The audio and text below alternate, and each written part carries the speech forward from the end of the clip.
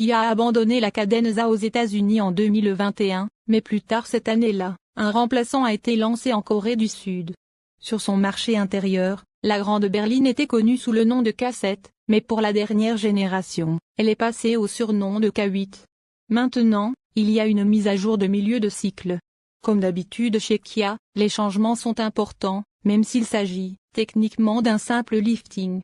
Conformément au dernier langage de conception de Kia, la K8 est dotée de phares verticaux, conférant à la voiture une apparence futuriste.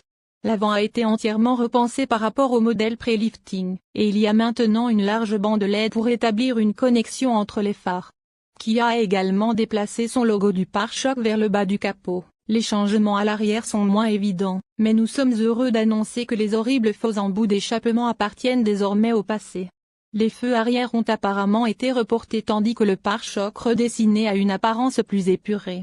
Fait inhabituel pour un lifting, les portes à faux avant et arrière sont désormais légèrement plus longs qu'avant après le remodelage des pare-chocs. À l'intérieur, on note également des modifications notables.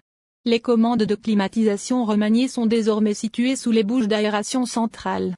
Kia a ajouté plus de matériaux doux au toucher et une bande lumineuse d'ambiance à LED qui traverse le tableau de bord. À l'arrière, les boucles des ceintures de sécurité s'illuminent. En parlant de sécurité, toutes les versions disposent de 10 airbags de série. Ailleurs, les phares sont dotés d'un faisceau de route adaptatif qui s'atténue partiellement pour ne pas gêner les conducteurs venant en sens inverse. Si vous vous souvenez, la défunte cadenza était vendue uniquement avec une traction avant.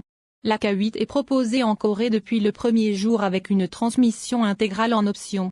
La puissance est fournie par un moteur à essence 4 cylindres de 2,5 litres développant 195 chevaux et 183 lb pour le modèle de base.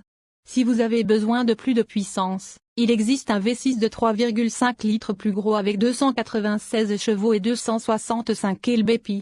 Seul ce dernier peut être proposé avec la traction intégrale. Les clients peuvent également opter pour un 3,5 lpi, qui signifie injection de propane liquide. Celui-ci a 237 chevaux et 231 lb. Le dernier groupe motopropulseur disponible est un moteur hybride de 1,6 litres évalué à 227 chevaux et 258 lb combinés.